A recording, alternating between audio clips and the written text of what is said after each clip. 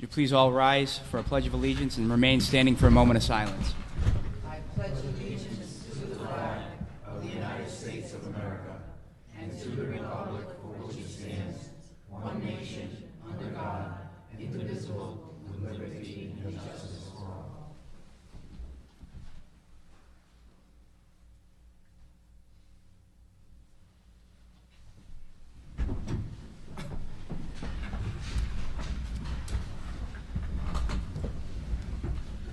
Item number 1, acceptance of meeting minutes, discussion and possible action and vote with regard to the acceptance of meeting minutes from meetings of December 5th and December 20th, 2017 to be accepted and approved by the Town Council. Do I have a motion to approve? So moved. Second. Motion has been made by Councilman DeStefanis, seconded by Councilman Faiola. Any questions? There being none, all those in favor? Aye. All those opposed? The ayes have it. Item number 2, opioid epidemic litigation. Mayor Lombardi, on behalf of Lieutenant Governor McKee, requests presentation and possible vote regarding opioid epidemic litigation. Mayor. Thank you, Mr. Chairman, members of the council. I think we all are very, very well of what's happening with this opioid epidemic situation. So the mayor's managers and administrators met last week up in Smithfield and met with Attorney Mancuso, Attorney Magazina, who I asked to come here to talk to the council to explain as to what is happening with this epidemic and the litigation that has become litigation, all over the country. So that being said, I would request that we listen to what they have to say and just make a decision to see if we would want to be involved. I think it may be the right thing to do, but I wanted each and every one of you to hear what they have to say. So at this point, Mr. Chairman, if you will, I'd like to ask Mrs. Mancuso if she would address the council and also Jim Magazina. Thank you. Just please state your name for the record. Eva Marie Mancuso. Thank you, Mr. President. Thank you, Mayor Lombardi. I'll be very brief because I think most of you I know. I'm a lifelong Rhode Islander. I've been a trial lawyer in the state of Rhode Island for 35 years. And as such, I'm a civil trial attorney, and I am board certified. As such, over the last 15 years, I've had occasion to work with Attorney Jim Magazine and other lawyers on litigation that affects individuals throughout the country. And this opiate epidemic is forefront right now in what we're working on. So a lot of times over the last 15 years when Jim and I have worked together, he'll call me and say, we're working on this or that. Is this something that you think Rhode Island might get involved with? When he started talking to me about opioids, it was the same time when I knew some family friends that were going through this epidemic. And then I was listening, Lieutenant Governor McKee and I talk pretty frequently about different issues affecting Rhode Islanders. And when I told him about this, he said, this is something you really need to talk to the mayors and town managers and town councils about because it's a local issue. Although it affects the states, what happens in the end is it falls right in your lap and our lap as the citizens in the state of Rhode Island. So that is what Jim and the lawyers that I'm working with we're doing. It's a county by county litigation. 180 lawsuits have been filed. And I'd like to introduce you to Jim Magazine, who's from the balmy state of Florida. And the good news is it was only 45 degrees, and that's the only way I was going to get him here. So this is Attorney Jim Magazine. Thank you. Good evening. Could you just state your name for the record, sir? Jim Magazine. Thank you. Y'all have an opiate epidemic just like every city or county in this state. And what we've found in our litigation is it could be prevented. And we started our litigation suing the distributors. And we sued the distributors for violation of federal law. And the violation of federal law was this. In 1970, Congress passed an act called the Controlled Substance Act. And what they did by that act was this. They said, you manufacturer, we cannot allow you to sell opiates to the public like we're going to allow Toyota to sell cars. Because if we do, what will happen is we will allow you to create an epidemic, because the law of supply and demand will do that. So what they did was they created a middleman, a distributor, and they gave out 800 licenses. The top 3 distributors in this country are McKesson, Cardinal Health, and AmerisourceBergen. In 1970, they weren't on the Fortune 500 list. Today, two of the 3 are in the Fortune 15. Okay? Now, here's what Congress told them. We're going to give you this ticket, but you have one job, and your job is this: to monitor the influx of opiates that are going into the communities. And when you see a suspicious order, you must stop that order. You must notify the DEA. You must allow them to investigate. And you cannot release that order until they tell you so. Okay? That's the law. Now, how did they define a suspicious order? They defined it like this. If I was McKesson and I was coming into Providence and I delivered a shipment of opiates this month, if that shipment increased by 10% or more the next month, that's defined a suspicious order. Okay? And then you must stop it. Now, we know not only had they never stopped any orders, I don't know if you've all seen those 60 Minutes where they had the DEA investigators on, and they talked about all the efforts they had. Well, those 2 DEA investigators are our exclusive experts, okay? And so what was happening, and the way we found out about all this was, in 2014, the West Virginia Attorney General filed the first lawsuit against the distributors. But during the pendency of that lawsuit, he lost his election. And what happened was, the new Attorney General that came in turned out to be a lobbyist for Cardinal Health. So he settled it for peanuts. But before he settled it, the old Attorney General had requested data called the ARCOS data. Okay, the ARCOS data is the key to all these cases, because the ARCOS data is data that every manufacturer that makes a pill and manufactures a pill, they must input what distributor that pill went to. And then there's supposed to be a wall. And then the distributor must input where each one of those pills, what pharmacy they went to, okay? So the data got released to the West Virginia Attorney General, and somebody in the Attorney General's office contacted the local newspaper. And a gentleman by the name of Eric Ayers filed in. He filed a public records request, which was denied, and then they intervened in the lawsuit. And when they got those records, they saw this. The state of West Virginia has 1.1 million people, and they were pushing 786 million pills into that state a year, okay? So we filed all these cases against the distributors. And then during these cases, we discovered one thing, that the manufacturers and the distributors had been colluding. We found this. As we talked about the ARCOS data, they're not allowed to share the information in the ARCOS data.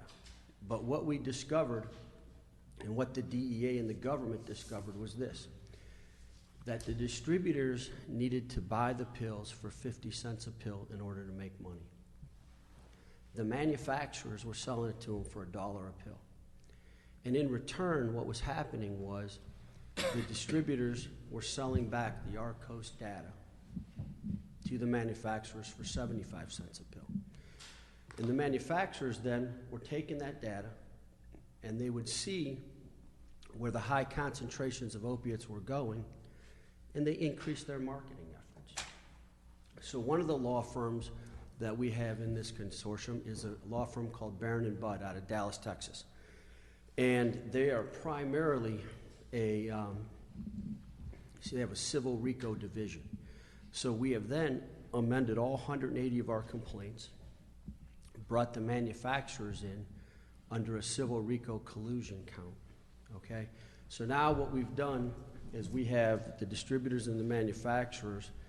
The cases are now in an MDL in Cleveland, Ohio. Our group, we're the leaders in the litigation team. We're the leaders on all of the councils. The cases are this. The cases are an abatement of a public nuisance, okay? And y'all in this state have a public nuisance law.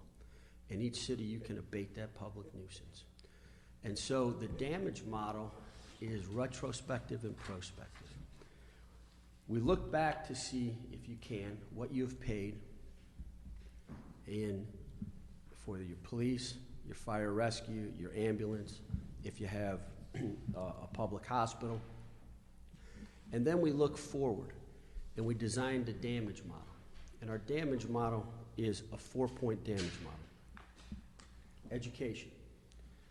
Because you need money to start educating every kid from the time they're an infant through their high school years that their mother and father's pill bottle is just as dangerous as that needle. You need a law enforcement model. You need to beef up your law enforcement. You may need to increase the size of your jails. We have clients in Kentucky that a part of the model is to increase the size of their jail. You're going to have a Narcan expense, okay? Because we know that just like every city, now you're going through a heroin epidemic because it's the natural progression from these opiates. What's happened now in this year, and I was talking to your chief, and he knows, is that this year the FDA has decided to decrease the amount of pills the manufacturers can make by 25%. You're going to see a big increase in heroin because they can't get the pills. You also have the problem now because the heroin's laced with fentanyl and carfentanil. So you have a Narcan expense. The other damage model is a treatment model because we've lost a generation of folks. This epidemic has taken from everyone, okay? I have a daughter who, when she was 18, had her wisdom teeth pulled. They gave her a prescription of OxyContin. Fast forward 12 years. She's a heroin addict. My granddaughter was addicted to opiates when she was born. My granddaughter is now my daughter. My daughter has spent 5 years in jail. So it hits every level. And nobody is spared from this. So you need a model to treat this. Now, once you've treated it, you have so many good folks that went to a doctor, hurt their back, hurt their neck, hurt their knee. Next thing you know, they're addicted to opiates, and now they're doing things that they have to do to get the drugs. They had clean records until now. Now they have records. So now you got to figure out a way to reemploy these folks. Now we're working with Amazon because one of our biggest clients is Boone County, Kentucky. Boone County, Kentucky houses the Cincinnati airport, which is where Amazon is putting another distribution center. Amazon has 12,000 jobs that they're going to have available in that area. The executive judge, which is like the mayor of Boone County, had told me that when he talked to the folks in Amazon, he asked them, he said, what's your drug tolerance policy? And they had a no tolerance policy. And he formally advised him, he said, well, we're going to have a problem because 85% of the folks in my county are addicted to opiates. And he said, so we need to do something. So Amazon is working with Boone County, designing a treatment model and a model to integrate these folks back into the workforce so that we can save this lost generation. So that's the case. The case is a county by county, city by city case. It's not a class action, okay? If you all retain us, the lawsuit is filed in your city's name, okay? Y'all will meet with you. We designed the damage model with you because y'all have to figure out what do you think it's going to take to fix this problem in your community and how much. And if we can design the model in those buckets for y'all, that's what we want to do. Thank you very much. If you have any questions, I'm happy to answer them. Does anybody have any questions for Attorney Magazine or Attorney Mancuso? Councilman Amorigi? Thank you for your presentation, both of you. How long of a ramp-up time are we looking at between, say, tonight and the actual filing of the lawsuit? If you all retained us? Yes. So that's a good question. January 9th, we have a hearing in Cleveland. And so that'll all depend on the outcome of the hearing, because the judge may order that any new complaints be called what's called fast-track complaints, which is not the typical 100-page complaint that we would file on your behalf. So if January 9th, that's what the court orders, we could file a complaint the next day for y'all. Okay? If not, probably, 2 weeks, 3 weeks to turn it around and get you a complaint filed. Okay. Thank you. Councilman Houston? These companies that you're going after. Yes, sir. Are you getting any money from them? Well, that's the idea. Yes, sir. So who gets that money now? I'm sorry? Who gets that money? The money, so it would be your lawsuit and it would come to your city. Come to the state or to the city? How's that gonna work? We're looking to be retained by the town of North Providence to bring the lawsuit on your behalf. Okay. So the way we get paid is when we're successful.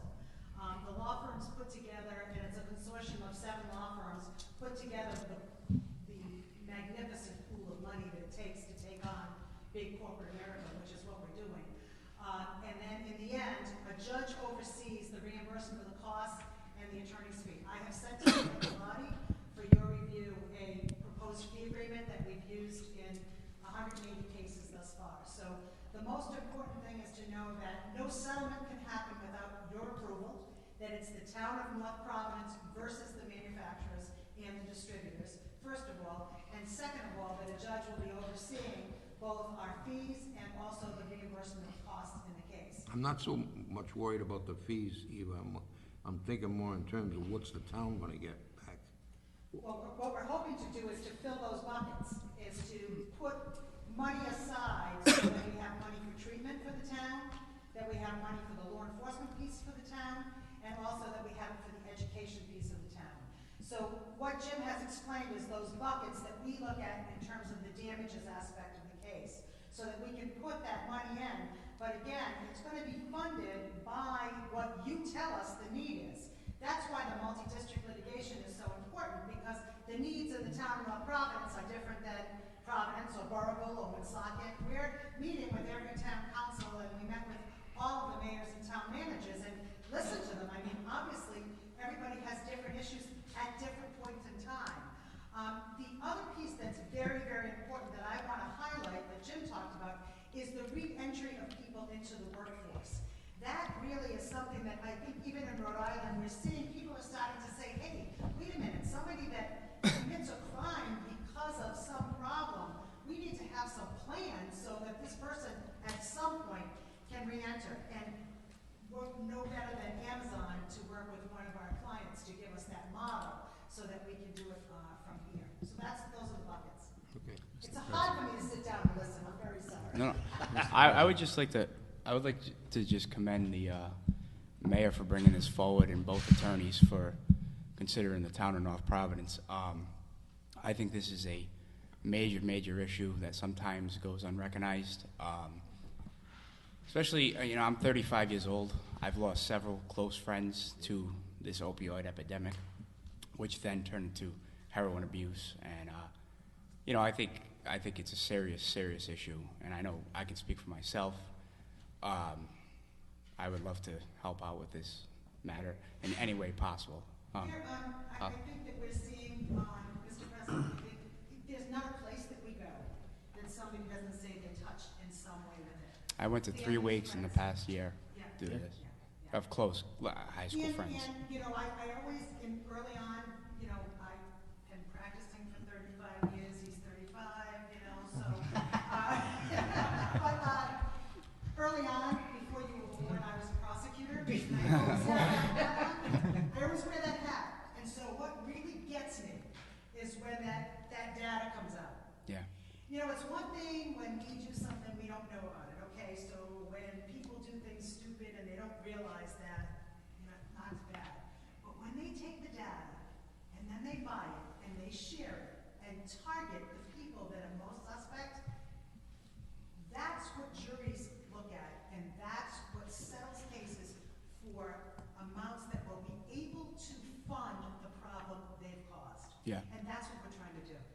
Can we see a copy of like a complaint that you have filed for a different city or town like ours? Sure. Okay. We have, there's several forms of them depending on the municipality. Even Okay. in Rhode Island, you know, we have some that home rule, some that need council put back and forth. But the gist is there, so I will definitely get that to you, Mr. Yeah. President. Thank you. Councilman DeStefanis? Thank you. How many municipalities, states are you representing? So we represent the state of New Mexico, and I think we're at 180 cities or municipalities. And then, can we also get a copy of the agreement? Yeah. Oh, absolutely. Thanks. Mr. President? Councilwoman? I also want to thank the mayor for inviting you here this evening, and it's been very informative. I'm very much appreciative of this presentation. I did have an opportunity to see the coverage on 60 Minutes as well, and you had explained it exactly as they had reported it. And I think it's really important for all of us to pull together as members of the community. I have decades of experience in school health. I'm a school nurse, and we now have Narcan in all our middle schools and high schools because of this epidemic, and we're losing way too many people. And what I like about your approach is that it's data-driven, and I think we need to step up and figure out how to stand together to make a proper response other than incarceration to people who have an overwhelming problem that they can't deal with all by themselves. Right. We have to bring it into the light, and I thank you for helping us understand it better. Any further questions? Okay, I'd like to. Mayor. So, you know, there are some things we really are not proud of, but the last report of the, I want to say it was the 6 communities in Eva, you could correct me if I'm wrong, but the 6 communities that were not recognized, but that were noted of a substantial increase of this situation, our town was one. Good. Wow. So, do we want to, you know, boast about that? Absolutely not. Do we want to try to address it? Absolutely. Thank you. But I didn't think anyone knew that. I don't want to get up here and boast about that, but you need to know it. Thank you. Okay, can I entertain a motion to support the mayor's initiative? Second. Pending, we obviously see the fee agreement and all that stuff. So a motion's been made by Councilman Giusti, seconded by Councilman Brady. Any further questions? There being none, all those in favor? Aye. All those opposed? The ayes have it. Thank you again. Thank you. We'll be back in touch. Thank you.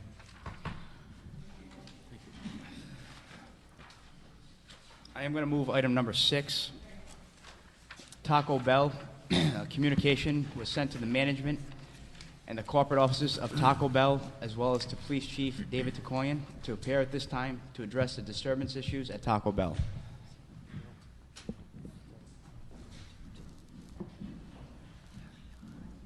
Is anyone here from Taco Bell? Just step up to the mic, please.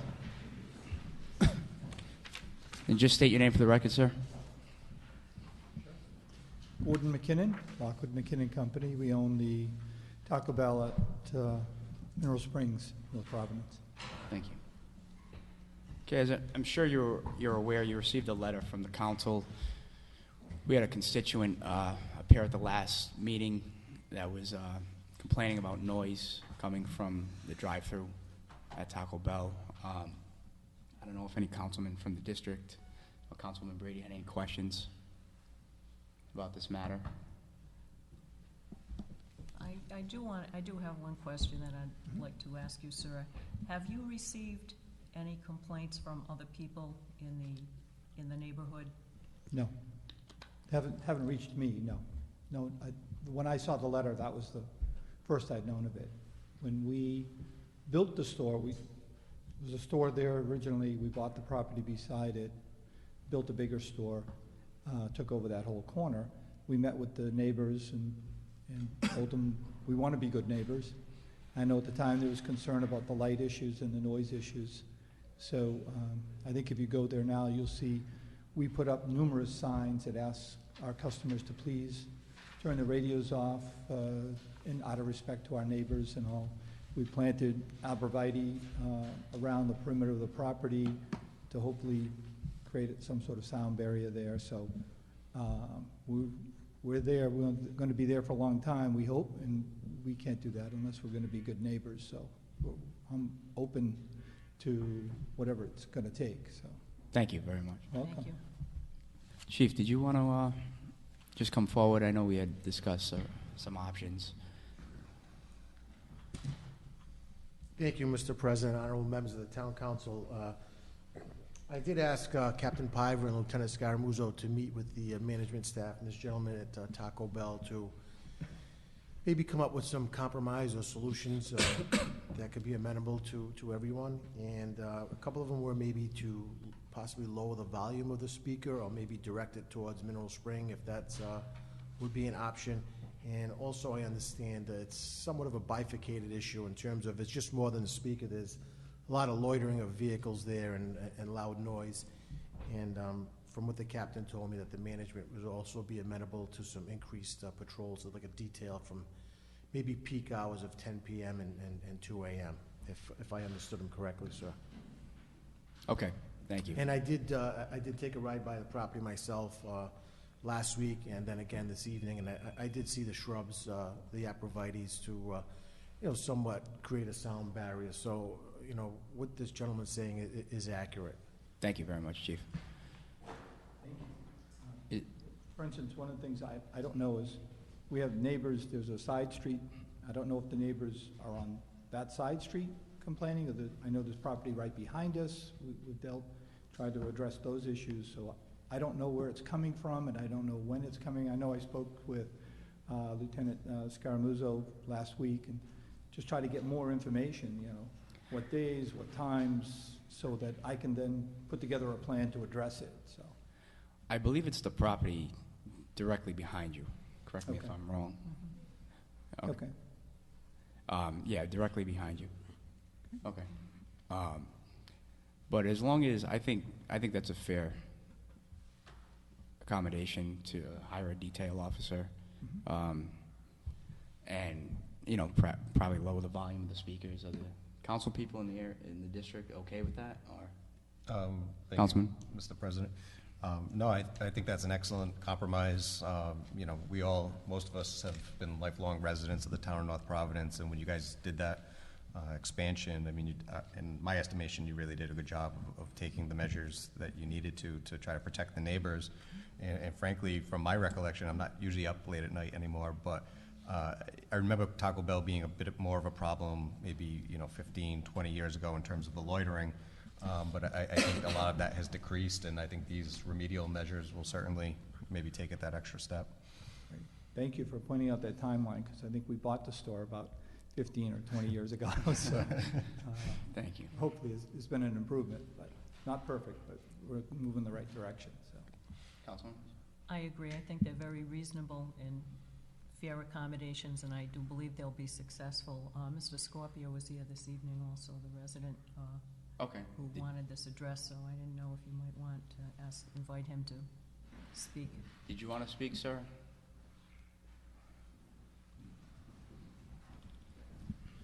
state your name for the record, please. Peter Scorpio. Thank you.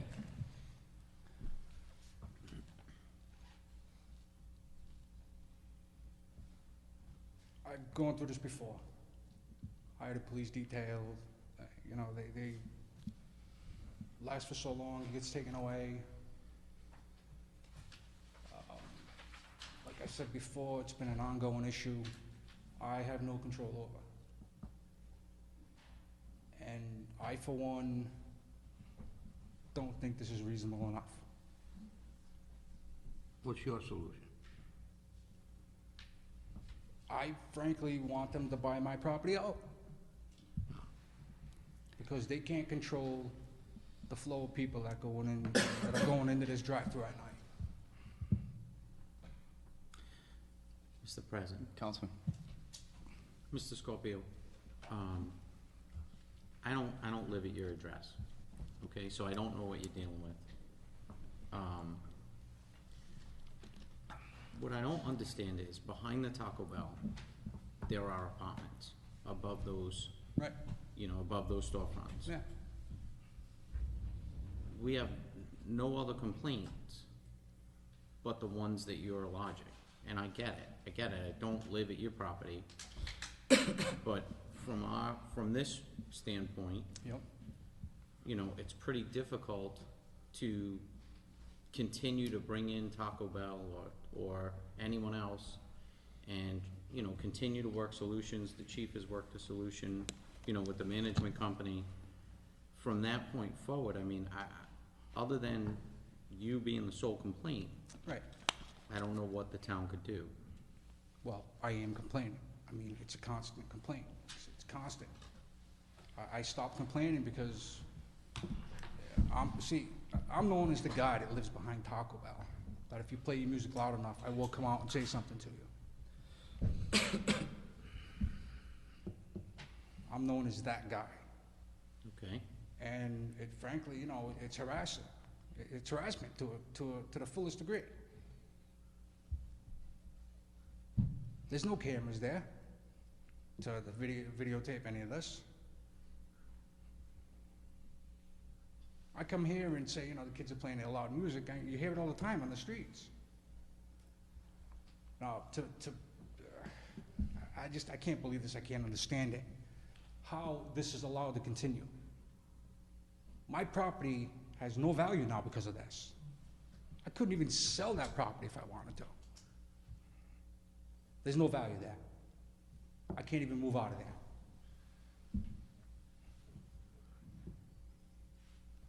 This is ridiculous. I've been complaining before for a long time. And here I am again.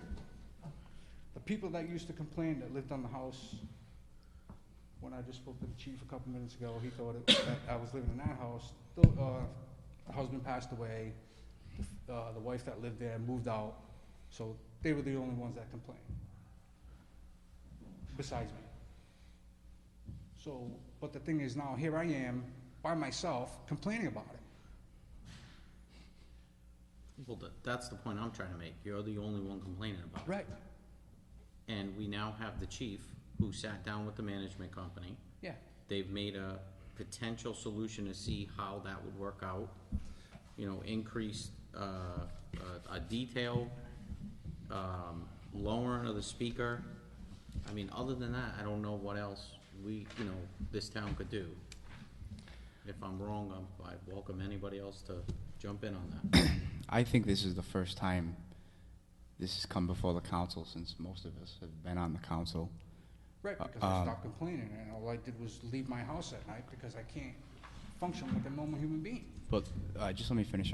We're not at will to obviously negotiate a real estate transaction between a resident and a Right. business in town. So with that being said, I personally, it's not my district. However, I would like to see if these new accommodations made with our chief The would thing work. is, it gets taken away. Because none of us have, this is all new to pretty much everyone on this council. So,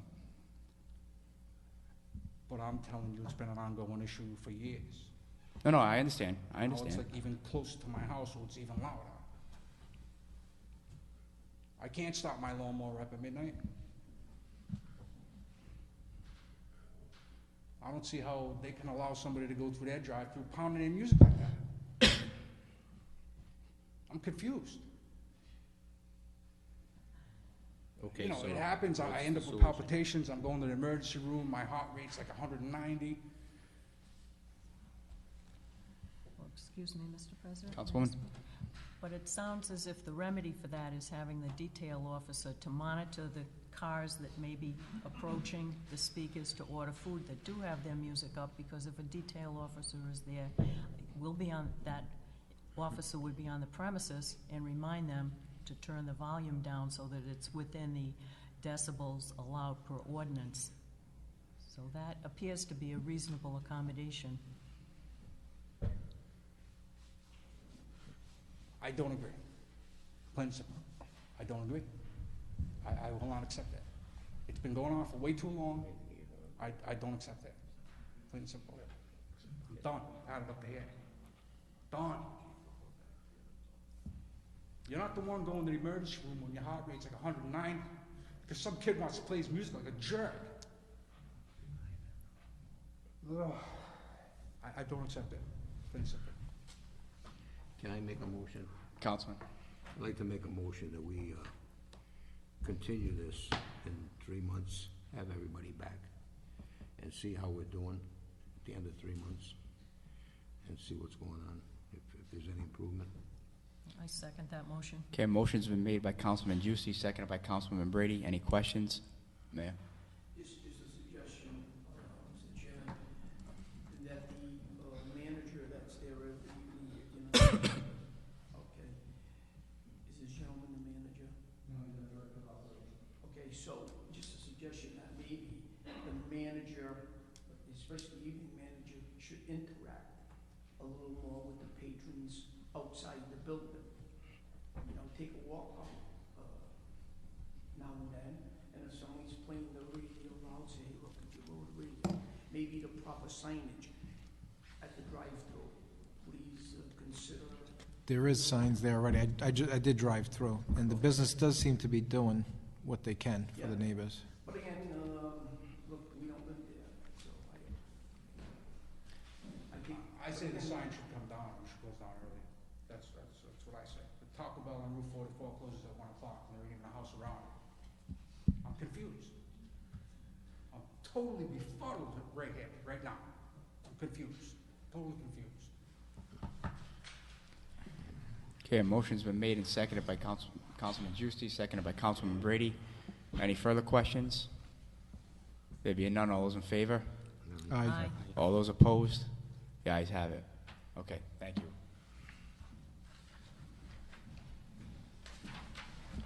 Okay, item number 3, victualling license. Town council will consider approval of a victualling license for Aisha Iqbal, DBA Masala Indian Cuisine, 1920 Middle Spring Avenue, North Providence. Is anyone here from Masala Indian Cuisine? Is anyone here from Masala Indian Cuisine? Can I make a motion to continue this to next month's meeting? So moved. Second. Motion's been made by Councilman Brady, seconded by Councilman Juicy. Any questions? All those in favor? Aye. All those opposed? The ayes have it. Item number 4, multi-purpose field complex. Received request from Larice J. Audiello Denault to appear to discuss the possibility of installing a multi-purpose field complex at North Providence High School. This item was continued from the December meeting. Just please state your name for the record, ma'am. Larice Audiello Dano. Thank you, Mr. President and Town Council members, for having me tonight. I am a lifelong resident of the town of North Providence and grew up proudly playing sports in this town and representing the best of athletic play that this town continuously produces. I am here tonight to begin a conversation to start a serious town initiative to change the condition of our North Providence High School field complex. I believe the time has now come for our council, our mayor, our school committee, superintendent, and our residents to work together to make it possible that our athletes and members to have a safe and aesthetically appealing athletic field for all our youth to enjoy for many years to come. Currently, our North Providence High School field accommodates the North Providence High School varsity, junior varsity football team, girls and boys varsity and junior varsity soccer team, girls and boys varsity, junior varsity lacrosse team, and our North Providence Jets youth football teams, and other events that are held on our field throughout the school year, or throughout the year. It is extremely obvious that our field is being heavily used, and the time has come that the field be replaced professionally, as it can no longer withstand the beating it takes almost daily. Our field is literally torn to pieces. There are total bare mud patches on the field. It is not level. There are pits and divots. And I do not need to tell you that it is very difficult for our players to play on this. But most importantly, it is totally unsafe for all of the student athletes on this field. Athletes train to avoid injury, but our field conditions is an accident waiting to happen. There have been many phone calls made to our North Providence High School with complaints about our field as being the worst in the state by other coaches, referees, parents, and the Rhode Island Interscholastic League. Our whole town is very proud of our school system, our educators, administration, school committee, town council, mayor, superintendents, the families, our students, for accomplishing great things in the past years that we are respectfully recognized at the state, regional, and national level for continued efforts to close our student achievement gaps. And we've been gaining student achievement in all academic areas and provide a safe community atmosphere. But our North Providence High School field is the focal point of our town. And what do we want as a town? We all want good, prospering families to buy homes and raise their families here. And what are they looking for? They're looking for a safe community, which our police and fire do an outstanding job. We have a good school system, and they want good recreational programs, athletic and likewise, for their children to be part of. I believe a multi-purpose field installed at the high school will be a huge selling point for young families to want to buy here. There are about 18 other towns surrounding municipalities that have turf fields or multi-purpose fields in their towns. I have compiled a list of all the fields and all the other towns that have them: Lincoln, Cumberland, Johnston, Providence, North Smithfield, Middletown, Cranston East, Cranston West, East Providence, Narragansett, Portsmouth, Pawtucket, and 2018 they are breaking ground in Central Falls, Situate, and Smithfield. The schools and communities listed above realize that synthetic turf is a smart solution for playing fields and landscape that have become unsafe and unsightly from overuse in severe climate conditions. Our grass field cannot simply remain lush and resilient if it is used more than 3 to 4 days per week, or in the rain, or during the months when grass doesn't grow.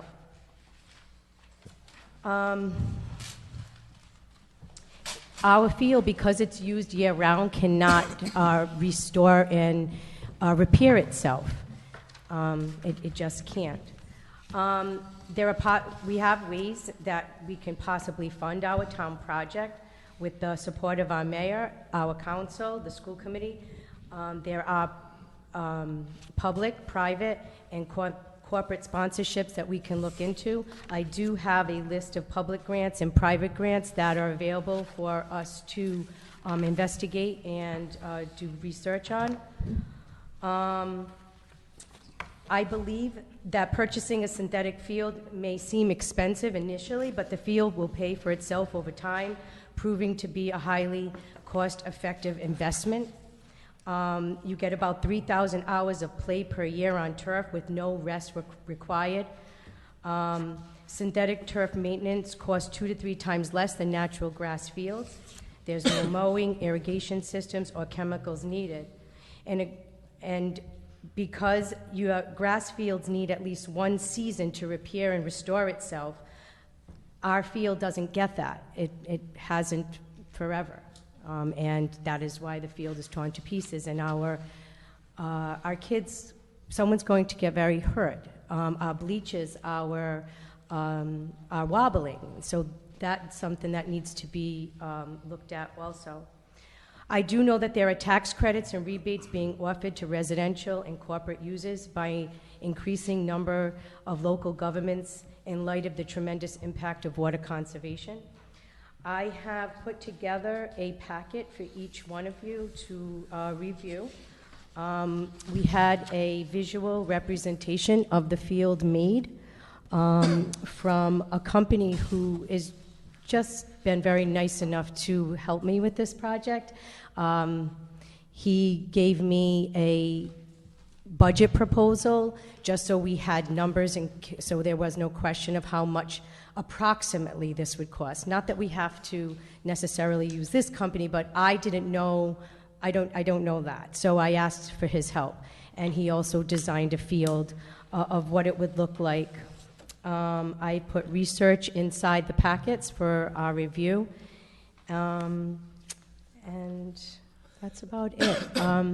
It's no longer safe. I do speak as a parent of a student athlete at North Providence High School, but she's, she only has 1 year left. This is going beyond my own child. Just as a parent and a community member who pays taxes and has a personal investment in our town, it's something that needs to be addressed that can no longer be pushed aside. So. Thank you very much for the research you did. No, don't go anywhere. We might have some questions for you. Does anybody have any questions? No? Okay. Thank you very much. Okay. Thank you. Oh, So, Mr. Chairman, I know this is a very, very important issue to many of our residents. So as you can see, we've listened to a few people in the last couple of years as to their feelings as to what type of a field should be erected at this site. I think the first thing is we all agree we need a new field. There's no doubt about it. So I just want to let you know, as far as the finances, I've reached out to a number of people that I thought could help us financially. Gentleman that graduated high school that has become a pretty healthy hedge fund guy in New York. I'm chatting with him right now. I don't know where it's going to go, but I'm really looking to, how can I say, stick our hand in his pocket. Mayor. For the benefit of the residents. But that being said, something needs to happen. And maybe in hindsight, when we floated the bond for the new schools, we probably should add $1 million or $2 million on that bond and just built a new field. Hindsight. So that being said, I want to make it perfectly clear that's a top priority. We've met with our people that grant writers, Lisa. We've talked with her a number of times. We're talking to whoever we can to address this situation. That's the first part of it. The second part of it, and a number of you, I've spoken to you about additional properties in town so that we can have an additional field, so that this field could become a premier football site and not have the use, so to say, or the play on it as much as it does. And this young lady's right, it just can't rejuvenate. There's too much play there. So we do have a couple of issues, and I may be talking to you soon about another piece of property that we may have to step up to the plate and purchase. Let me tell you how bad the field is. I'm gonna tell you how bad. I've been on that field more than anybody probably in this town. The far corner, down near the baseball field, and the corner of the end zone near the school, there's a 6-foot difference. If you lay down in the corner near the school and you stand on the far opposite corner, you can't see that person. Yeah. That's how bad that field is. Listen, Manny, again, that's why I want to preface my remarks, that we know, and I think everyone agrees, school department, the council, my office, that we need a new field. We not only need a new field there, we need an additional field, multi-use field. So That being the situation, I don't think I can't tell you any more right now, but if I get any, good news, you'll be the first one to know about it. But we're searching daily. But again, public, I want to thank you. I want to thank this young lady sitting behind me, Mrs. Bucci, for spending the time to address this issue. Thank you. Does anybody have any further questions? I again would like to thank you for doing the research, your passion on this project. I think it's, crucial for the town. I know myself, I'm sure every council member has played on those fields or have children that have played on those fields at some point. I think this is a pending issue that needs to be addressed as soon as possible. I'd like to put something in writing from this council, so possibly entertain a motion to send a letter to our town grant writer. I know you're already working with her, as the mayor said, Yep, but just... I've been in contact with her. I gave her a list of my public grants that I found and the private grants. There are about 12 to 15 grants that we can apply for. I offered to help her in any way that I can. I have written grants, as I am an educator myself. I just can't let this I can't keep looking at it and watching my daughter and all the other sports that I do attend, watching the field and watching the kids having to maneuver and holding my breath that someone doesn't get seriously injured, especially if they have aspirations to play beyond high school. So it's concerning as a parent, but we just want to make our town match our school system, which is doing so well. Yeah. Sorry. And the last thing is, we've also talked to some people from the Patriots organization. Oh, that's great. Good. Okay, so I'd like to entertain a Thank you, motion everyone. to send a letter to our town grant writer, Lisa Andoja, to look into private and public grants for a multi-purpose field for the town. Second. Motion's been made by Councilman DeStefanis, seconded by Councilman Fiola. Any questions? Sir? You have to come to the microphone.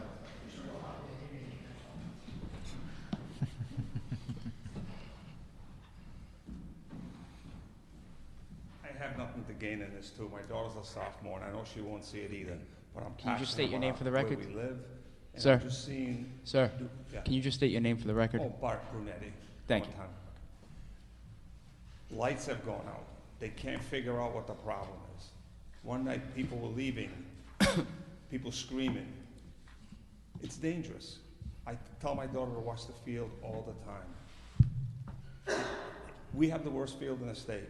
When Situate can do it, and when Pontegansett can do it, and they get creative, we have to. We're a city. We have more revenue coming in. Our kids just deserve better, but I'm proud of our town and everything else that we've done. Like I said, my kid's not gonna see it, but I do believe this is something you really need. It's just as important as other stuff. If not, I know other teams that come in here, they don't even wanna come and play here. We're better off playing on the road. And it was dangerous one night. Mr. Williams said it, lights going out while the game's being played, people can't leave the stands. So, we really, really, really have to consider this. And as far as the turf goes, that's where most places are going, and there's been no proof yet that there's any problems with it as far as the health of our children. If that's the concern, the Patriots, you look at the Northeast, all the football teams that play professionally, they all have turf. The Northeast can't take it. Just can't. But like I said, I'm proud of our town, I'm proud of our mayor, I'm proud of everything else, but this has to be up there. If not, we're better off playing road games. Thank you. Thank you. Okay, a motion's been made and seconded. All those in favor? Aye. All those opposed? Did anybody? I just want to ask the mayor, have we addressed the light problem? It's unfortunate, but we've had a light problem on 3 fields in the last 2 months. And two of the fields, we have identified the situation, but that'll be corrected also. But, Yeah, I think that one there, we should get the company to put those lights in. Get yeah, we think there's a problem. First, they thought there was a problem in the ground. Now the problem's not in the ground, and it could be up on one of the lights, and the weather being what it is. But I can guarantee you that before the spring comes, that'll be taken care of. Yes, sir. Mayor, the field, the lights, is that on the municipal side of the budget, or is that on the school department side? I mean, I know that's something that kind of goes Yeah, back and forth. that's questionable, Ray, only because, listen, it's a town issue. We're gonna pay, whether it's a school department problem or obligation, we're gonna pay. And I think we're gonna have to sit down, and if we can't get some type of grant money to see if we just wanna go out and borrow the money and hit it head on and address it. I think there's a need for it. I think there's a want for it. And that being said, my feeling is that if we can prove to the people where the money's going, they'll support some of these issues, so to say. But again, the school department, we maintain the field for them. They control the use. It makes absolutely no sense because, we're responsible to stripe the field. Sometimes people are not telling us to stripe the field, and then we get a call on Saturday morning, going to bring in 2 people, pay them overtime because no one told the DPW people to stripe the field.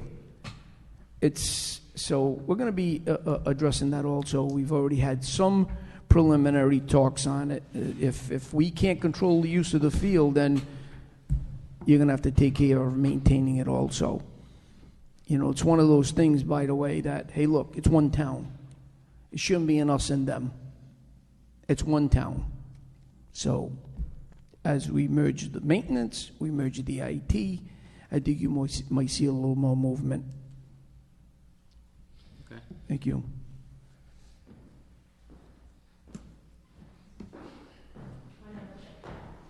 So I did present at the school committee twice already.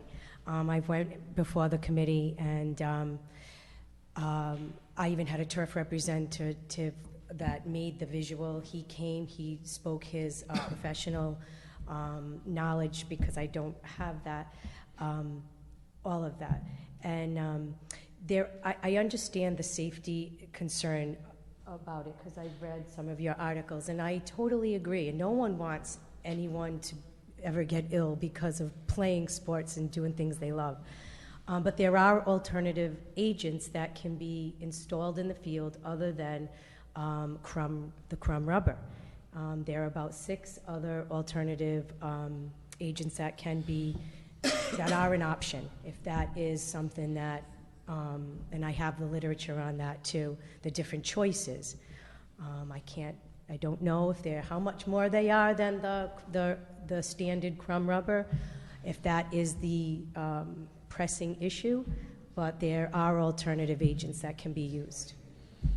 Thank you. If you could, email us those alternatives, or email it to the clerk so she can disseminate it to us. I didn't see it in there. Thank you. Okay, item number 5, North Providence High School Field. Ruth Bucci requests to reappear to discuss the North Providence High School Field.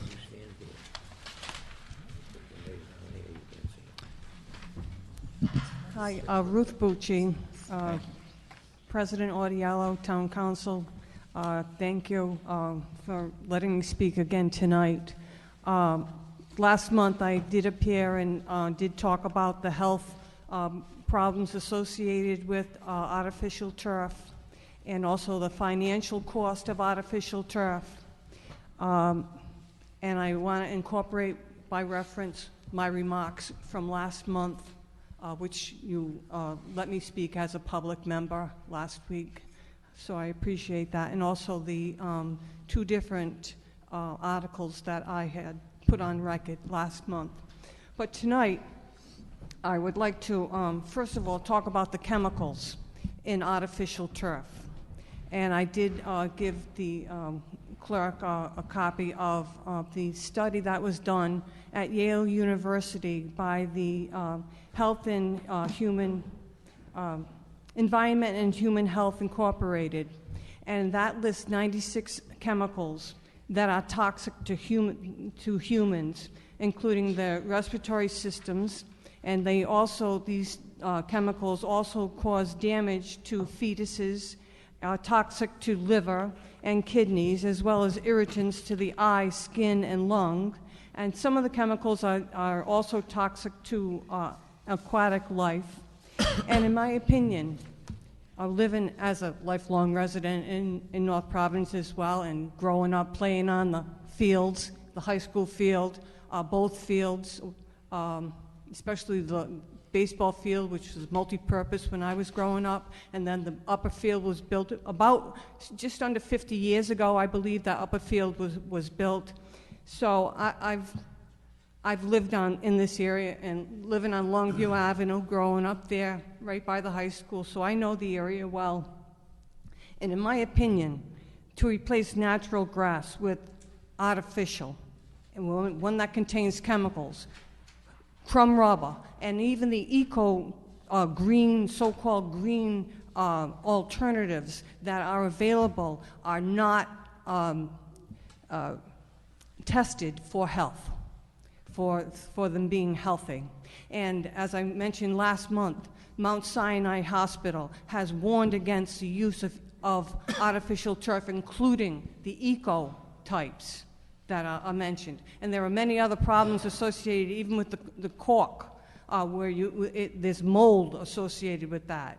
And there's quite a few problems. Okay, so recently I did want to mention one thing that I became aware of after my presentation last month. The state of Washington Department of Health did go look into the list of soccer players that the coach, Amy Griffin, had listed that had gotten cancer after they had played soccer out in Washington. So the Department of Health did look at that, and they did an investigation.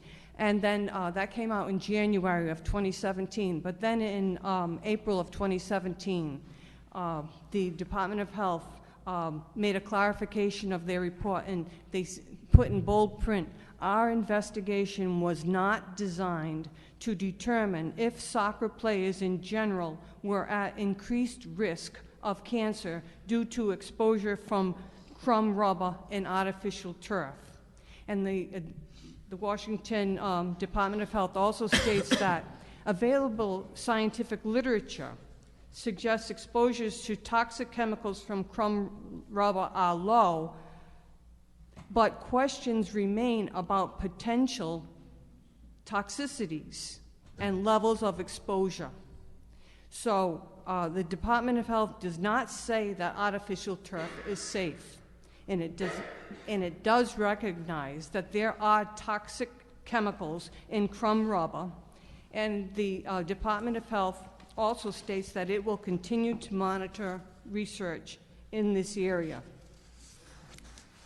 So as I described also last month, just briefly, there are currently no comprehensive studies on the health effects of crumb rubber on people that have been completed. There's ongoing research by the state of California, the EPA, and other federal agencies doing a joint study to determine whether there is unreasonable risk of harm to humans from artificial turf. So I want to take a different tact from the harms of artificial turf. I want to look at the natural grass and how wonderful it is. Because North Providence has natural grass. It needs to be fixed. I agree with the previous speaker. Let's put some money into it. And even I have presented in the past lists of grants that are available for natural grass. I sent that to you, President. I sent it to the mayor, the school committee.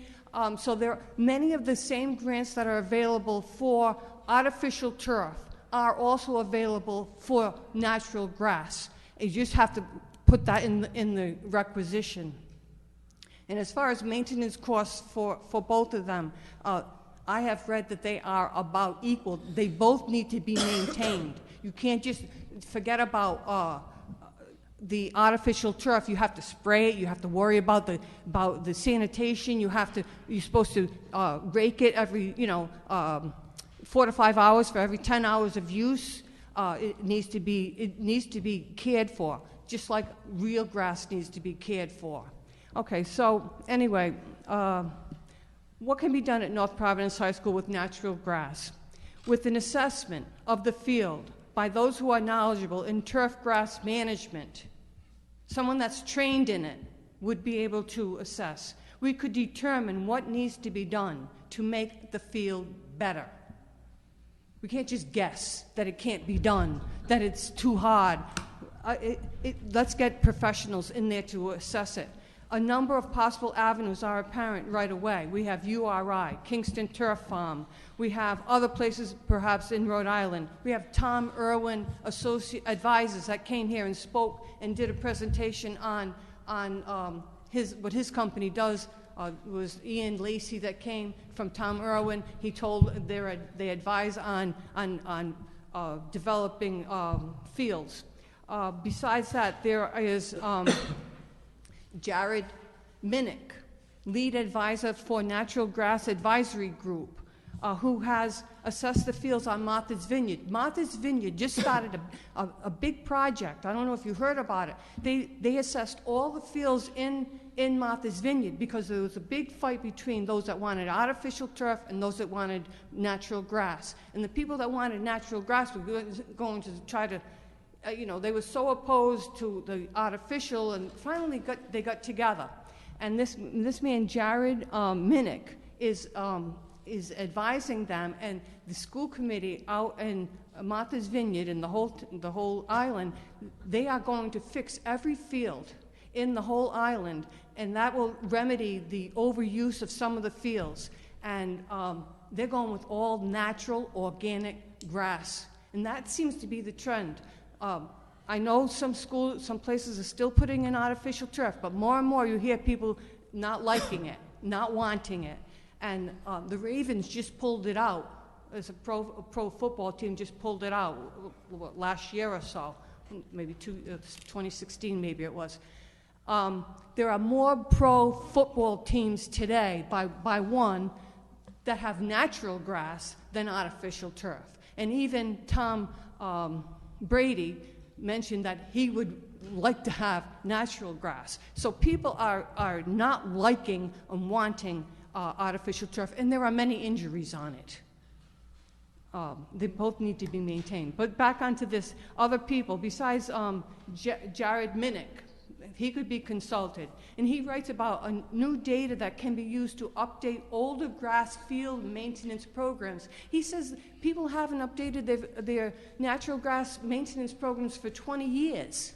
And there are a lot of devices available today where you can monitor your fields, and you can test your soil. You can he has something called impactful aeration, where you can, it's a special new way of aerating the soil where the roots won't be so compacted and starved, water senses, and consistent mowing.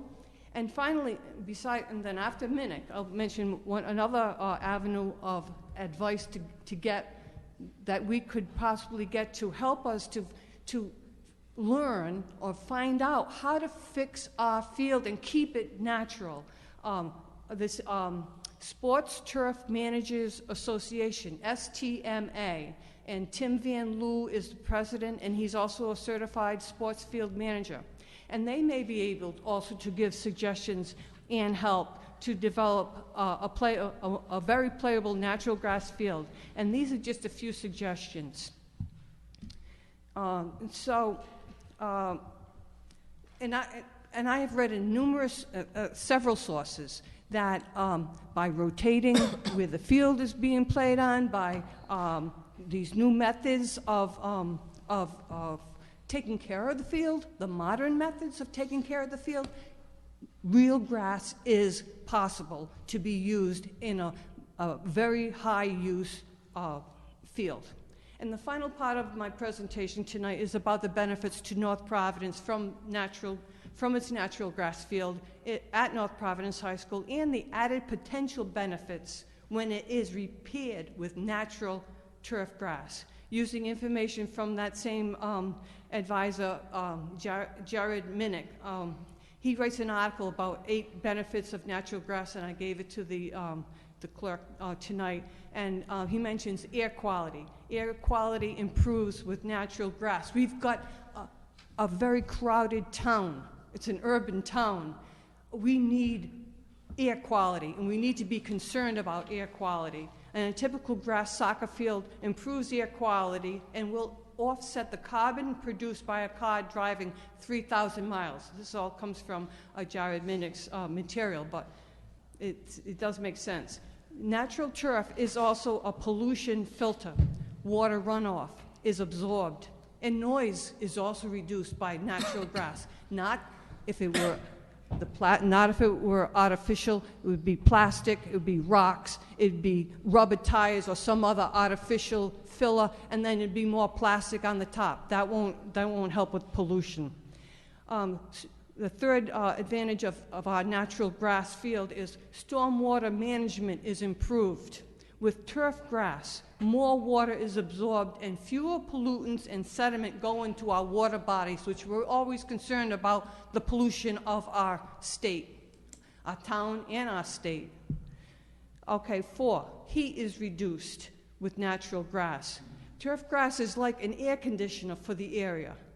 And I've already mentioned previously another study at the University of Missouri that they had done in the past. And on a 98-degree day, measurements were taken on an artificial field and on a natural grass field. On the artificial field, it was 173 degrees at the artificial turf. On the natural grass, it was only 105. So there's a huge difference in temperature on artificial turf. Some of the green or the cork is slightly not quite as hot as the regular crumb rubber, but still way beyond what natural grass is as far as heat. The 5th, wellness is promoted and stress is reduced by natural spaces, and I think most of us kind of know that instinctively. The care of turf grass can be therapeutic and can be used in rehabilitation programs.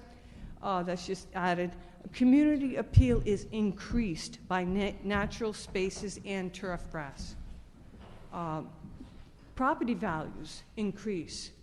And where there are more trees and green spaces, which natural grass is a green space, I do not consider artificial turf, in my view, as a green space because it's artificial. Crime reportedly will decrease. And finally, a natural grass field allows all ages to play outside, and the possibilities for our North Providence community for more recreation now and in the future are increased by improving our fields with natural grass.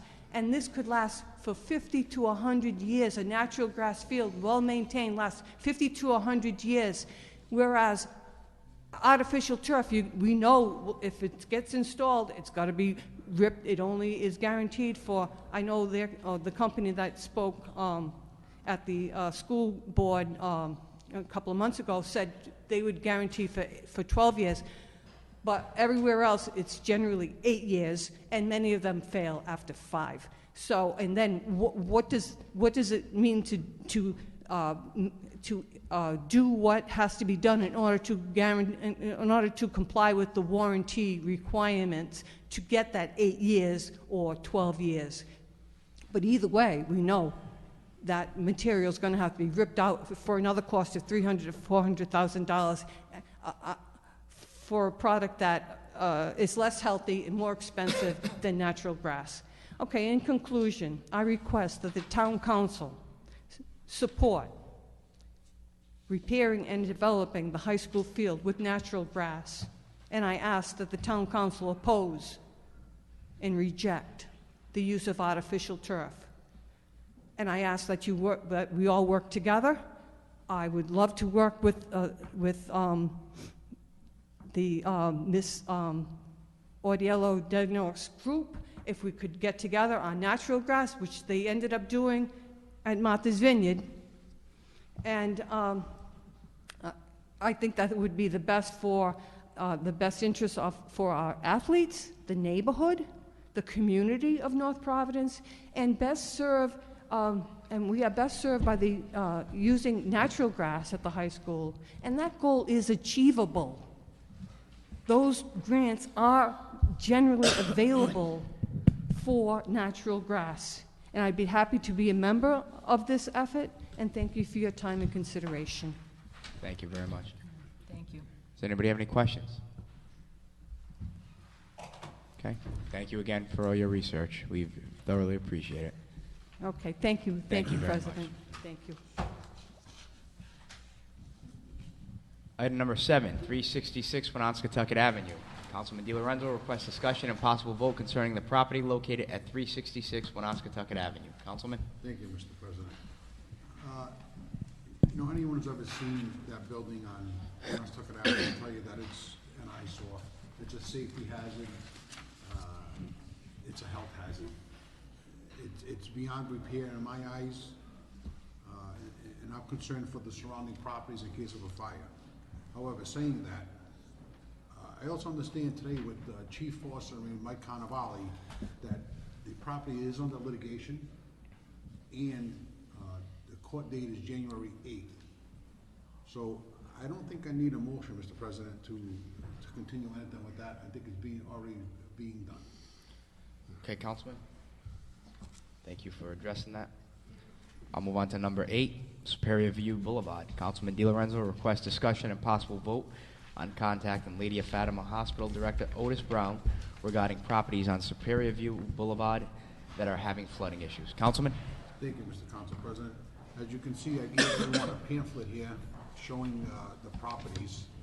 What you really don't see is in the very corner of the property, there is a Lady of Fatima Hospital is about 25 or 30 feet higher than these properties you see here. So, due to erosion, there's an awful lot of wetlands in there right now.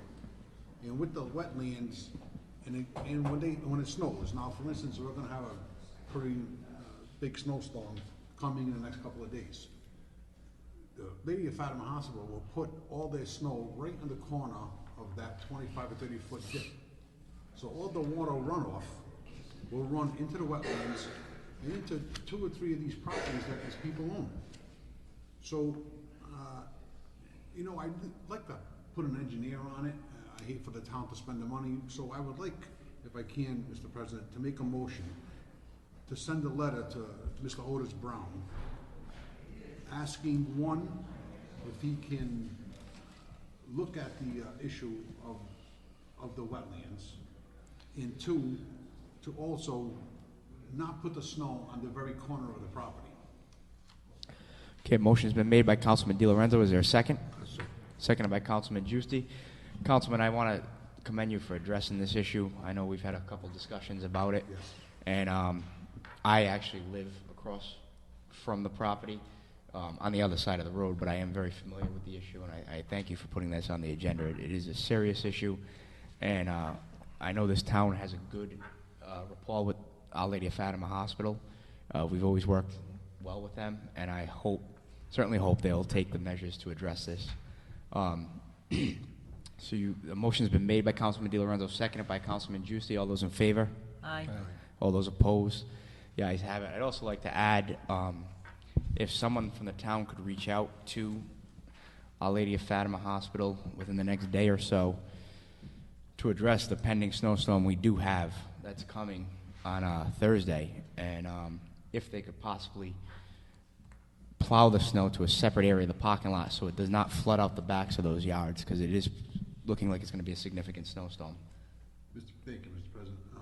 If they can push the snow on the opposite side, away from where the erosion is, a 25-foot hill, on the opposite side, there'd be no question on wetlands anymore. So You're right. Whoever's going to call, You're right. if they can ask to go on the exact opposite side of wherever it is. Okay. Perfect. I think we'll have the clerk make that phone call if possible. All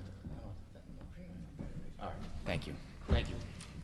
Okay, item number 9, trash collection, trash disposal. Councilman Amorigi requests discussion and possible vote concerning reviewing and updating certain ordinances related to trash collection, trash disposal, and enforcement of said ordinances. Councilman? Thank you, Mr. President. During my term on the council, which has been a year now, obviously we've discussed ad nauseum some of the issues with regards to people's disposal of their trash or lack of attention to such disposal. Unfortunately, I wasn't here in the September meeting. I was ill. Councilman DiLorenzo had put something similar on the agenda. Over the last couple of months, and maybe this is the attorney in me, I started looking at the ordinances, and it seemed to me that maybe a good place to start with all this would just to do a review of the ordinances that apply to trash disposal and the enforcement of those said ordinances. I noticed personally what I would say maybe some vague areas in the ordinances where we could probably just tighten up the language a little bit and perhaps make it easier for code enforcement to enforce the ordinances. So I just think it's time, and I think this is a useful endeavor in a lot of different areas, is maybe, it's just time to take a look at them. So what I was thinking, hopefully with the support of my colleagues, is that, we have the ordinance committee just take a look with the assistance of our legal counsel, who's an invaluable resource, and just see if there's just different areas where we can strengthen the ordinances and make it easier for code enforcement to do their work. I think it can't hurt, certainly. So do you want to entertain a motion to send that to the ordinance committee? Yeah, I will make the motion to send that to the ordinance committees. This particular motion will be that we take a look at any and all ordinances pertaining to trash disposal and enforcement with the help of our legal counsel. Okay, motion's been made by Councilman Amorigi. Is there a second? Second. Seconded by Councilman Brady. Any questions? Mr. Chairman, just a suggestion, can maybe get Bob Nascimento involved? Be the right thing, because he's putting up with this day in and day out, and maybe he could give you some suggestions how to strengthen, the ordinance. I think it's a good idea, but he'd be the guy that could help you, or maybe with some suggestions that could help us. That's a great idea. I'd like to have him at that meeting. I was gonna call him anyway. Okay, perfect. Mr. President. Councilman? Work together. So I applaud Councilman DiLorenzo's effort months ago. I applaud Councilman Amorigi's effort, now, but sending it to ordinance committee, I'm for that. The only question that I have here is, we redo the ordinances, who's enforcing all of this? So to me, it seems like when I drive around the district, I'm sure there's ordinances that state you can't have, your trash just thrown out days in advance. It has to be in a covered receptacle. And I understand, individuals that have receptacles that's full, so, maybe one bag's on the side. But my only fear with this, Mayor, is we send it to ordinance, we clean up the ordinances, we try to do something that strengthens them, to try to beautify our town, and there's no enforcement to it. That's not true. No, I'm not saying there's no enforcement to it, but We're Ray, and please believe me, we're citing people daily. They send us the pictures. We go out. I'm constantly calling in blight, so to say. I'm driving down the street, call it right in. The unfortunate part is the same thing. I mean, even with like the rodents, I don't even want to bring it up. It's very not difficult. It's annoying. It's frustrating that, a guy will live with the mess in his yard and not do anything about it. I.e., you come out of Jackie's Galaxy, and again the other night, I reported it. You come out of the driveway, the house right across the street, it's a mess. And it's not a mess in front of the house. It's a mess in the side of the yard, and when you drive out, you could see it. So we send Mike over there to cite him. I mean, it's wherever someone reports something or we see it, we're taking. So Mike's the one.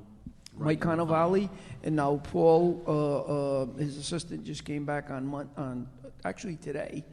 So we're out there. I mean, to say that people not being cited, to say we're not enforcing it, that's not fair. Well, I didn't say that. No, I didn't mean it that way, but what I said was, let's say we go ahead and we strengthen this stuff, we figure out solutions, can we who's gonna go out and cite them? And they'll be going out the same that they're doing now. I mean, if you came to municipal court, you'd see the number of cases that are before municipal court. In a lot of those areas that we've been out and cited, they've cleaned it up because they don't want to come to court. See, once you cite them and tell them on the 2nd of January, we'll see you at municipal court, that's when you get their attention. So a lot of that is getting cleaned up. And let me tell you, I drive through some other communities. You want to see, you know, and I would say I would never put up with that. People get mad. We just sent out a letter to the house on the corner of Middle Spring and Woodward Road. It's a mess. There's a car parked on the side of the, you know, it's an attorney's office. There's a car parked on the side. Isn't registered. It's been there for 3 months. I've been looking at it. The building's peeling. Told Mike, get over there. Get it cleaned up. So if you see something, anyone here sees something, you got to report it to us, and we'll take care of it. We're enforcing what we can. Problem is, just like with the dumpsters, okay? The dumpster's empty, and there's trash all over. We had a situation 2 weeks ago, right over at that breakfast shop there. If you saw the mess behind it, that on Middle Spring, I don't mention the name, but I'm seeing what's going on. Also, there's an issue going on with the two owners. In the meantime, the trash is piling up.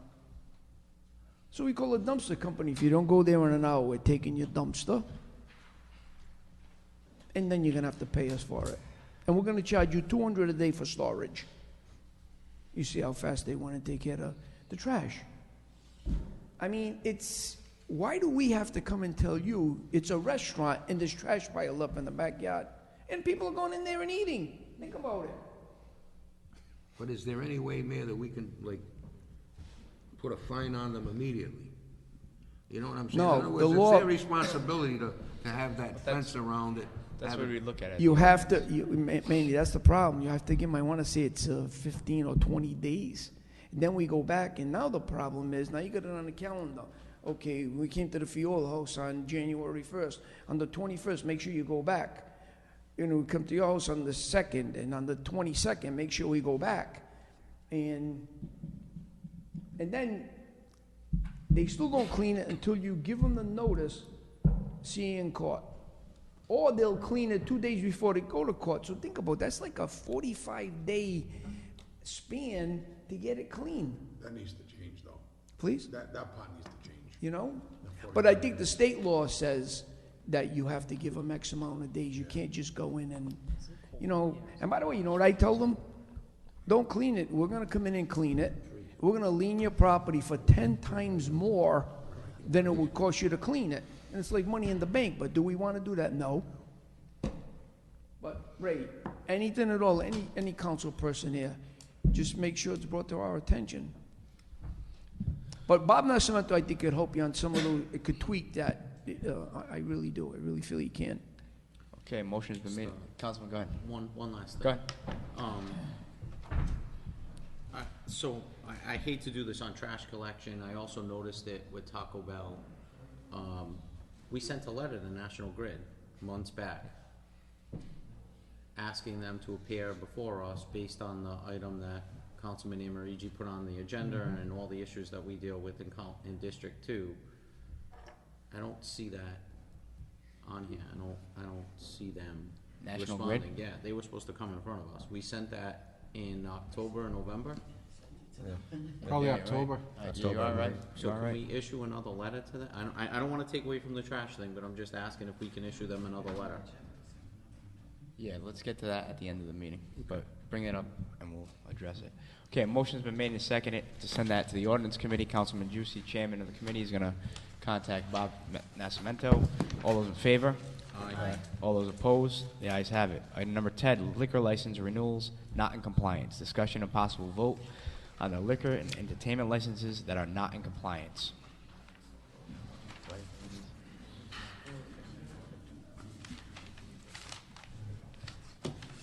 Okay, Bailey's Pub, Ken Walk, Tumble Salts Cafe, and Graded Mix.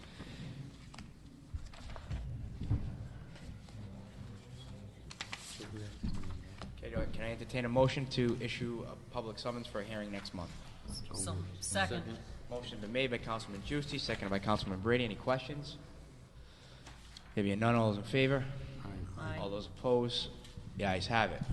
Item number 11, amusement licenses. Discussion and vote on applications received for the renewal of amusement devices, amusement centers, coin-operated pool tables, non-coin-operated pool tables, miniature bowling and auto wrecking, and salvage.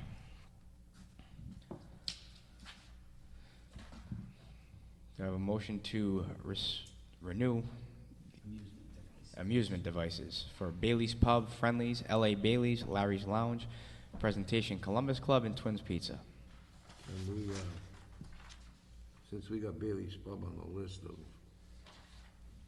can we hold that over till? Okay. Okay, do I have a motion to renew all amusement devices excluding Bailey's Pub? So moved. Second. Motion been made by Councilman Brady, seconded by Councilman DeStefanis. Any questions?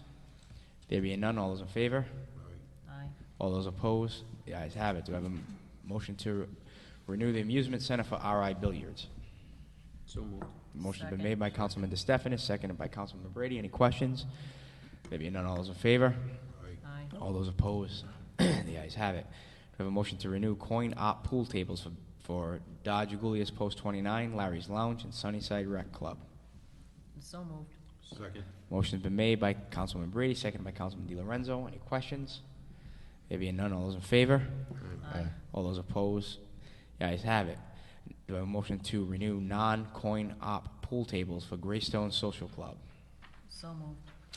Second. Motion's been made by Councilman Brady, seconded by Councilman DeStefanis. Any questions? Oh, excuse me, and RI Billiards. Any questions? There being none, all those in favor? Aye. All those opposed? The ayes have it. Do I have a motion to renew miniature bowling at Greystone Social Club? So moved. Motion been made by Councilman DeStefanis. Is there a second? Second. Seconded by Councilman Brady. Any questions? There being none, all those in favor? Aye. All those opposed? The ayes have it. Do I have a motion to renew auto wrecking and salvage for D'Agostino's Auto Salvage, North Providence Auto Salvage, K&R Auto Salvage? So moved. Motion Second. been made by Councilman Brady, seconded by Councilman Stephanus. Any questions? There being none, all those in favor? Aye. All those opposed? The ayes have it. Item number 12, board appointments. Town Council discussion and action with regard to the appointments to be made to the following boards. Purchasing Board. Mr. President, can I request that we hold that Motion's until the been next meeting? made by Councilman DeStefanis to hold that till next meeting. Is there a second? Second. Seconded by Councilman DiLorenzo. Any questions? There being none, all those in favor? Aye. Aye. All those opposed? The ayes have it. Board of Canvassers, do I have a motion to renew Janice Pucci? So moved. Second. Motion's been made by Councilman DeStefanis, seconded by Councilman Brady. Any questions? There being none, all those in favor? Aye. All those opposed? The ayes have it. C Housing Authority, do I have a motion to reappoint Rosemary Andriozzi? So moved. Second. Motion's been made by Councilman Brady, seconded by Councilman Giusti. Any questions? There being none, all those in favor? Aye. All those opposed? The ayes have it. D, Planning Board. 2 appointments for the mayor.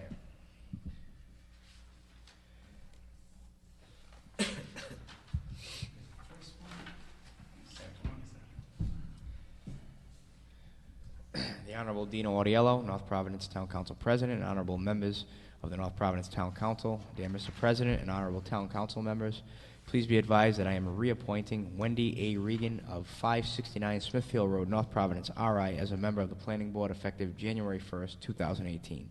Thank you for your attention to this matter. Sincerely, Charles Lombardi, Mayor. Do I have a motion to reappoint Wendy Reagan? So moved. Second. Motion been made by Councilman Brady, seconded by Councilman DeStefanis. Any questions? There being none, all those in favor? Aye. All those opposed? The ayes have it. Dear Mr. President and honorable town council members, please be advised that I am appointing Peter Akabuchi of 119 Homewood Avenue, North Providence, Rhode Island, as a member of the Planning Board effective January 1st, 2018. Thank you for your attention to this matter. Sincerely, Charles Lombardi, Mayor. Do I have a motion to appoint Peter Akabuchi? So moved. Motion has been made by Councilman Giusti. Is there a second? Second. Second. Seconded by Councilman Brady. Any questions? There being none, all those in favor? Aye. All those opposed? The ayes have it. Zoning Board, do I have a motion to appoint Edward Catone to the Zoning Board? So moved. Second. Motion has been made by Councilman DiLorenzo, seconded by Councilman DeStefanis. Any questions? All those in favor? Aye. All those opposed? The ayes have it. Associate Municipal Court Judge. Okay.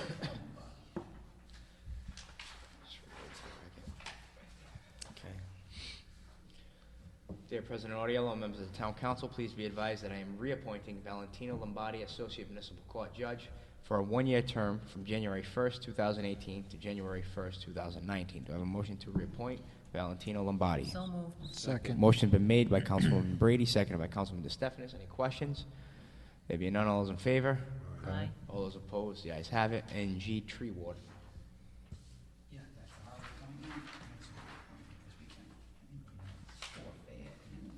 I have a motion to reappoint Fayette Amsden. So moved. Second. Motion's been made by Councilman DeStefanis, seconded by Councilman Juicy. Any questions? There being none, all those in favor? Aye. All those opposed? The ayes have it.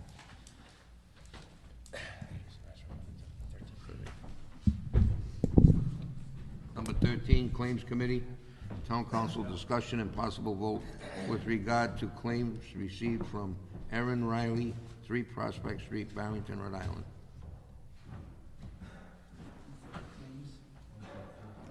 I'm gonna make a motion that we refer that to the Claims Committee. Second. Motion made and seconded by Councilman Fiola. All in favor? Aye. Opposed? The ayes have it. Number 14, Finance Committee Report. Town Council discussion, action in regard to the Finance Committee Report to be presented by Councilman DeStefanis. Mr. President, Vice President, I don't know your title, sorry. On December 11th, the Finance Committee met. We had a couple items on the agenda. We reviewed the school department's budget, the school buildings program was reviewed, and also the municipal budget.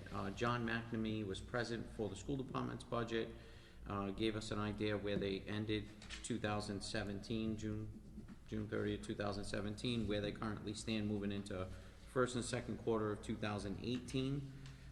John also brought with him Mr. Bryan from Gilbane Construction, who laid out the construction plan for the schools.